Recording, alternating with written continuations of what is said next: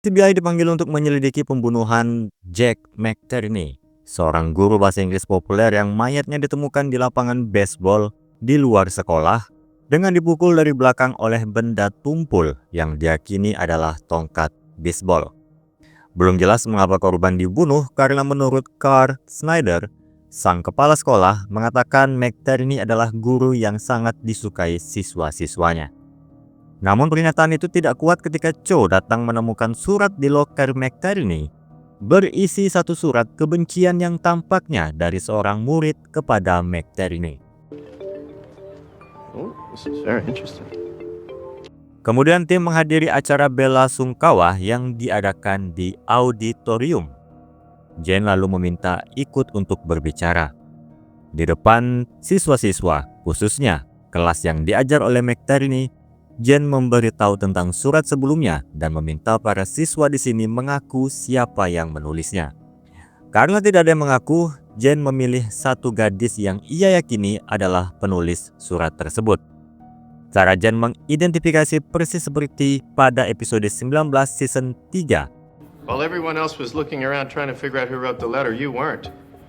Gadis itu pun pergi sambil menangis dan Jen meminta Teresa untuk mengejar gadis tersebut.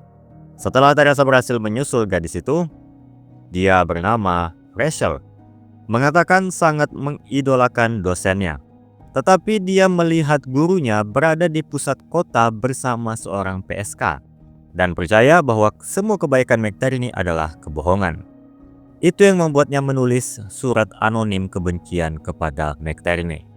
I took a picture. Setelahnya, Jen pergi sendiri dengan kembali ke auditorium. Di saat itu, Jen mendapat telepon dari Teresa bahwa Cho menemukan barang ekstasi ada di dalam mobil McTerney. Hal itu menjadikan kasus ini menarik bagi Jen.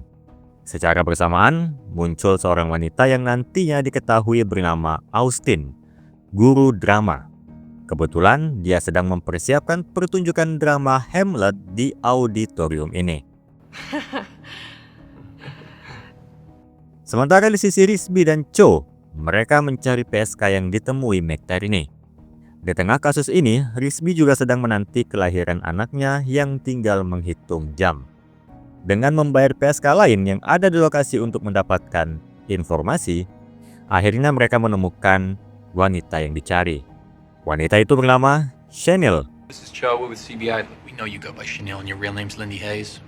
Dibawalah Lindy ke CBI. Ia mengatakan bahwa McTerney adalah guru bahasa Inggrisnya 3 tahun lalu sebelum ia dikeluarkan dari sekolah. McTerney merasa bersalah karena tidak bisa menyelesaikan masalah Lindy, jadi dia setiap minggu menemui Lindy di tempat yang sama untuk mengajaknya ke jalan yang normal dan kembali bersekolah, tetapi Lindy tidak mau mendengarkan. Van Pelt lalu membahas tentang ekstasi, namun Lindy yakin barang itu bukan milik gurunya. Dia mengarahkan pada satu siswa yang sempat ia dengar saat McTerney menelpon siswa itu dengan suara yang cukup keras, bernama Martin. Informasi itu cukup bagi Van Pelt. Lindy lalu menawarkan diri untuk membantu menemukan pelaku. Okay, if you want to help, you should do what he wanted. Go back to school.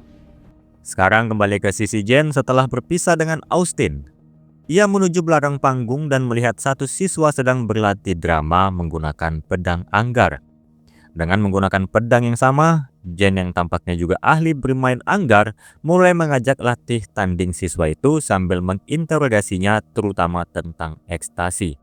Siswa itu bernama Jeremiah. Tampaknya ia tidak memiliki informasi rahasia, namun informasi darinya benar ada sekumpulan anak-anak nakal di sekolah ini. Well thought. Jen pun mulai mencari perkumpulan anak-anak nakal tersebut, mulai dari kamar mandi, dan saat masuk ke ruang bawah tanah sekolah, dia sedikit terlambat melihat satu siswa kabur melewati jendela, namun ia mengingat sepatu yang dipakai siswa itu. Berniat untuk mencarinya, secara mengejutkan, Snyder muncul menganggap Jen sedang tersesat. Kebetulan bel berbunyi menandakan jam makan siang, kesempatan Jen untuk mencari siswa tadi. Speaking of which, I'm a little peckish. Where's the cafeteria? Sampailah di kafetaria. Atas nama CBI, Jen meminta para siswa di sana untuk mengangkat tangan. sambil mengeluarkan pidato yang hanya untuk mengalihkan siswa dari tujuan Jen sebenarnya, yaitu memperhatikan sepatu para siswa. Jen akhirnya menemukan sepatu yang cocok di mana siswa itu kembali meninggalkan lokasi. Kemudian ia mengikuti siswa itu dan akhirnya menemukan tempat nongkrong para anak-anak nakal. Jen mulai menganalisa dan agak terkejut karena pemimpin geng ini adalah seorang wanita bernama Krista. Sambil mengeluarkan rokok, Krista menjelaskan kalau gengnya tidak mengetahui tentang siapa yang menjual ekstasi di sekolah ini. Sedangkan tentang McTierney, dia dianggap guru yang kaku, yang menjadi alasan dia tidak akrab dengan guru pembimbing bernama Loveland. Untuk kalangan anak-anak nakal, mereka tahu alasan Snyder dan Loveland tidak akur karena Loveland adalah seorang pemabuk. Informasi itu cukup untuk Jen, namun sebelum pergi, ia mulai memberi sugesti pada Krista untuk tidak merokok lagi. Kembali ke CBI, Van Pelt telah menyelidiki mengenai Martin. Ia adalah siswa yang pintar dan rajin. Namun, ia tampaknya mengalami perundungan di sekolah karena beberapa kali absen dengan alasan sakit. Kebetulan hari ini ia tidak masuk sekolah karena sakit juga. Dan kabarnya ia memiliki janji temu 1 jam sebelum kematian McTierney. Jadi Risby dan Cho kemudian menuju rumah Martin, di mana sampai di sana mereka mendapati Martin bertingkah mencurigakan dan mereka mencium bau seperti terbakar. Mereka pun mulai mengikuti Martin yang terlihat tergesa-gesa melarikan diri ke ruang bawah tanah, di mana mereka mendapati Martin dengan panik mencoba membongkar peralatan laboratorium yang telah ia gunakan. What the hell are you doing? Making ecstasy. Dibawalah Martin ke CBI. Ia mengaku saat diinterogasi bahwa pil-pil itu miliknya, dan McTierney menyitanya pada malam mereka bertemu. Namun ia yakin gurunya itu menganggapnya seorang pemakai, bukan penjual. McTierney berusaha membantu Martin menghindari perundungan, tetapi Martin tidak mau menerima bantuan dari seorang guru dan berencana membuat serta mendistribusikan ekstasi agar anak-anak lain menganggapnya keren. Risby yakin Martin bukanlah pelakunya. Namun belum sempat ia memberi nasihat kepada Martin, ia mendapat kabar dari rumah sakit kalau Sarah sudah masuk ke sesi untuk melahirkan. Good luck. Sementara di sekolah, Jen berbicara dengan Loveland tentang masalah kecanduannya terhadap alkohol. Loveland mengatakan bahwa dulu ia tidak minum alkohol, tetapi kembali kecanduan setelah istrinya meninggalkannya dan meminta bimbingan kepada McTierney. Namun, ketika permintaannya untuk izin cuti dari kepala sekolah ditolak dan Snyder menegurnya tentang kebiasaan minumnya, ia yakin McTierney lah yang melaporkan kepada Snyder. Jen pun bertanya, apakah ada orang yang mungkin mendengar percakapan mereka. We were in the men's room. Thank you. Setelah berbicara dengan Loveland, Jen pergi ke auditorium dan melihat para pemain drama sedang berlatih, lalu memberikan beberapa nasihat kepada para aktor muda. Austin senang dengan Jen dan kecintaannya pada seni. Jen lalu menyapu sehelai daun dari lengan baju Austin sebelum pergi membawa sekaleng cat. Ia lalu pergi ke kamar mandi, di mana ia menggunakan cat itu untuk menulis sebuah tulisan dan lalu pergi. Tidak perlu menunggu lama, speaker sekolah bersuara untuk memanggil Jen menuju kantor kepala sekolah. Beberapa saat kemudian, Teresa tiba sambil mengeluh, tidak pernah bermasalah selama sekolah. Snyder lalu muncul untuk memberitahu Teresa kalau Jen telah melakukan perusakan di dalam toilet. Teresa menyuruh Jen meminta maaf. Jen pun menuruti, tapi dengan maksud lain. I'm sorry for the senseless act of graffiti. Di sini, justru Jen mempertanyakan bagaimana Snyder tahu bahwa ia yang menulis pesan itu, padahal tidak ada yang menyaksikan kejadian tersebut dan pemanggilannya ke sini terjadi dalam waktu singkat.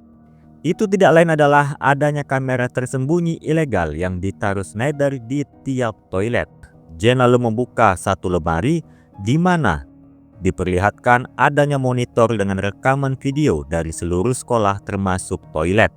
Ini menjelaskan juga bagaimana Snyder tahu Loveland seorang pemabuk dan bukan McTierney lah yang mengadukan. Teresa sangat marah dan meminta semua rekaman video untuk penyelidikan. Snyder akan memberikan tapi meminta untuk merahasiakan rekaman ilegal tersebut. Keep this discreet. No. Kembalilah ke CBI. Van Pelt dan Jane meninjau video dari malam kematian McTierney, dan Jane memperhatikan salah satu anak dari pemeran drama yang ia temui sebelumnya, bernama Billy, berada di kamar mandi dan melihat sesuatu yang tidak biasa dari gerakannya. Segera Jane menuju ruangan Teresa untuk mengajaknya pergi ke sekolah untuk menghadiri pertunjukan drama yang diadakan pada malam ini. Sampai di sana, di mana banyak orang tua, guru, dan siswa telah berkumpul untuk menonton pertunjukan drama. Jane meminta Teresa untuk duduk juga, sedangkan ia sendiri menuju belakang panggung. Sambil mengambil tongkat bisbol dan menyelipkannya di dekat panggung, ia lalu menemui Jeremiah. Jane membuatnya mengalami hyperventilasi dan pingsan. Dengan kondisi tadi, mereka butuh pemain pengganti Jeremiah yang memiliki peran penting di drama ini, yaitu sebagai hantu. Semua sepakat memberikannya kepada Patrick Jane. Tibalah pertunjukan drama di mana adegan akan masuk menampilkan Jane dan Billy saja. Di tengah adegan, Jane mulai masuk ke pembicaraan tentang kematian McTierney. Sambil mengambil tongkat baseball yang dia sembunyikan tadi, ia menuduh Billy yang membunuh McTierney. Billy dengan cepat mengaku bukan dirinya yang membunuh McTierney, melainkan Austin. Segeralah Austin mencoba kabur, namun dengan mudah Teresa menangkapnya. Sebelum menyelesaikan pertunjukan, Jane memberitahu seluruh penonton tentang perbuatan mesum kepala sekolah Snyder yang menaruh kamera ilegal di tiap toilet sekolah. Good night. Pindahlah ke ruang interogasi. Pengakuan akan lebih dijelaskan oleh Billy. Ia dan Austin adalah sepasang kekasih meskipun perbedaan umur yang jauh. Saat di hari kejadian, mereka tertangkap basah sedang berciuman di hutan sekolah oleh McTierney saat ia sedang jogging di sekitar lapangan sekolah. Daun adalah kunci Jane menemukan pelaku. Daun itu ada di baju Austin, dan Billy di rekaman toilet yang tampaknya sedang memegang daun juga yang tertempel di rambut Billy. McTierney pergi dengan mengancam akan memberitahu kepala sekolah. Austin menyuruh Billy menghentikannya dengan maksud untuk berbicara baik-baik, hingga Billy menghentikan McTierney di lapangan bisbol. Namun, Billy terkejut ketika Austin langsung memukul belakang kepala McTierney menggunakan tongkat baseball. Sementara untuk Austin sendiri, ia melakukannya karena merasa hubungannya dengan Billy tidak melanggar aturan. That wrong? Yes. Kasus selesai. Setelahnya, di ruang utama, tim menerima pesan dari Risby dengan foto-foto putra barunya, bernama Benjamin. Ketika tim terpesona dengan foto-foto bayi itu, kenangan kehilangan anaknya sendiri menghantui Jane, sehingga ia memilih untuk pergi.